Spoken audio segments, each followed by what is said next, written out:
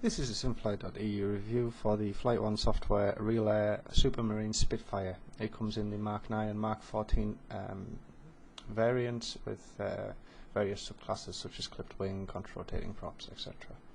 The first thing you'll notice is the extremely high quality of the model itself. This is also shown inside. The virtual cockpit is absolutely fantastic. All the buttons work. The quality of this model is superb. It's exactly what you'd expect for a Supermarine. Anything less than this just wouldn't be acceptable. Let's just hope the flying's as good. So we'll start it up in just a moment. Check that the controls are free and easy. Notice the quality on the wings, absolutely fantastic. Okay, so let's fire the thing up.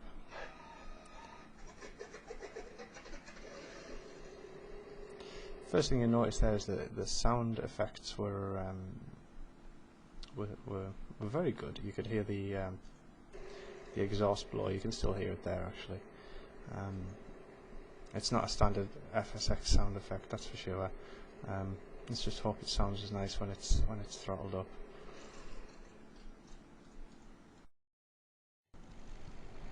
I have found this model comes with a lot of added extras that you don't normally get with other aircraft. Take for example the pilot's head here moving around, the animated effect.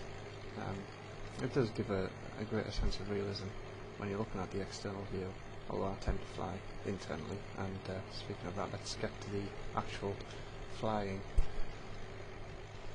You may have noticed when I switched to virtual cockpit view there, the textures took a little while to load up. That's down to me running Fraps to record this video, and doesn't normally happen, so that's not an issue. I would just ignore anything that happens like that.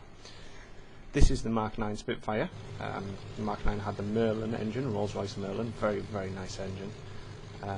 Approximately 1,000 horsepower with a dual-stage supercharger, which meant at higher altitudes a second gear on the supercharger could be kicked in to ensure sufficient airflow to the engine in order to maintain high altitude and low altitude performance, depending on what gear was involved. Engaged. The Mark 9 is my favourite, and this whole review is based on the Mark 9.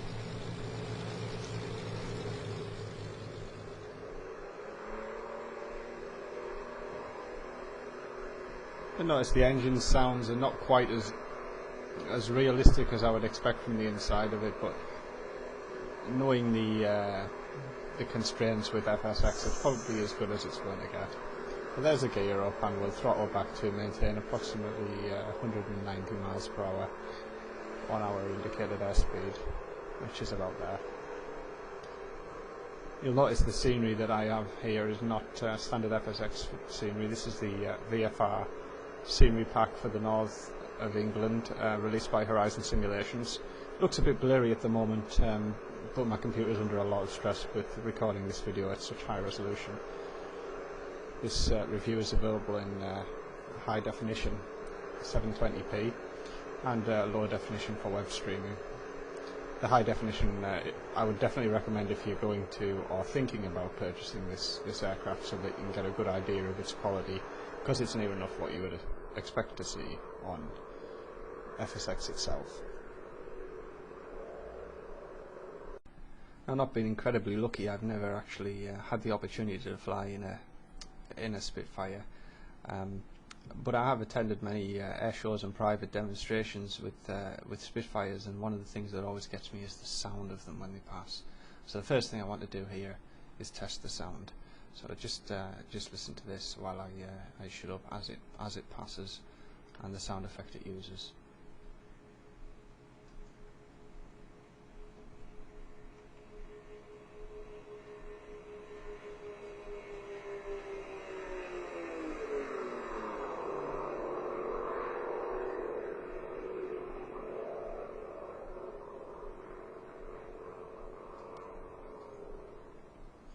An absolutely stunning effect.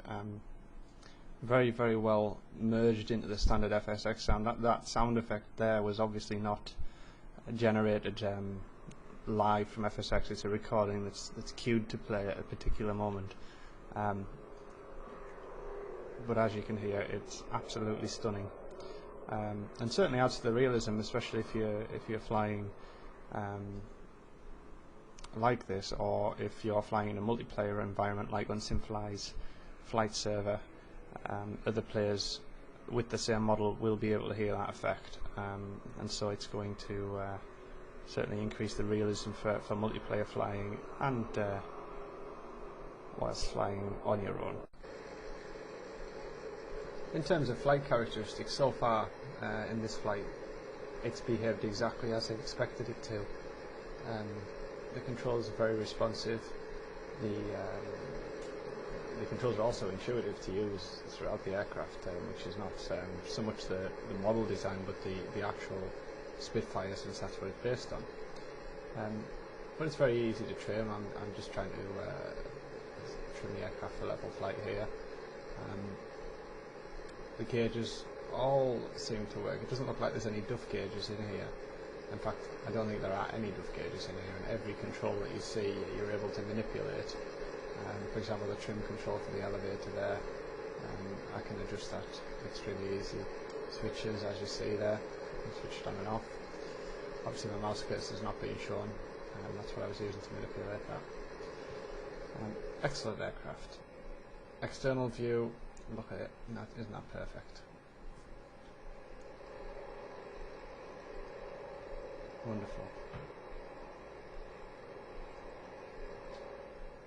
Lighting seems to cast very well off the paint. I can't see the paint being any better than what it is now. This is the 32-bit texture. The model itself comes with two sets of textures. What I want to show you now is its stall party piece. So I've just backed the throttle now, and I'm just going to keep the altitude fairly stable, perhaps a slight climb, just to bleed off that airspeed. And we should be coming up for a stall shortly. Watch what happens.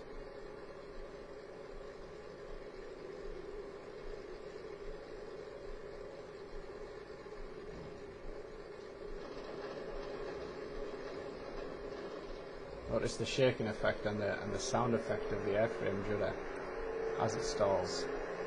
Absolutely great effect. Adds to the realism. Other effects include when you're pulling high G's or stressing the airframe, you'll hear the airframe creak and crack, which I think is absolutely great. And so far I've not experienced that in any of the FSX add-ons. So this is the Mark 9 Rolls-Royce Merlin powered Spitfire. Also included is the Griffon powered Mark 14. The Griffon engine was about 2,000 horsepower, so it's considerably more powerful than the version we're flying here. I have tried it. The visuals are just as impressive. The flight characteristics are just as impressive. So if it's the Mark 14 you're after, it's definitely worth buying for that. Also included many effects, such as oil effects. I don't want to spoil them too much for you. Belly landing effects. If you buy the pack, you'll be impressed with them, and you know it's good to keep an element of surprise there. But they are very good. If they were bad, I would have reviewed them. But they are very, very good. There is also a scenery pack for RAF West Malling included. I have not tried that. I'm more interested in the aircraft itself. And if I was to give the aircraft a rating out of 10, it would certainly be a 10. Price-wise, this goes for £29.99 sterling. It's about on par with all other add-ons, and I truly believe that this one is exceptional value for money, because having used many other aircraft, I've always been disappointed. I've never had one that I've been completely impressed with. Nothing on this aircraft I can consider a downside. It is very good. It's available from major high streets in the United Kingdom via shops like PC World, Amazon, Play.com and game stores. It's also available throughout Europe with various different retailers and the Americas, and the pricing should be very similar to what we pay here in the UK, which is £29 sterling. Definitely a 10 out of 10, and I highly recommend it to anybody.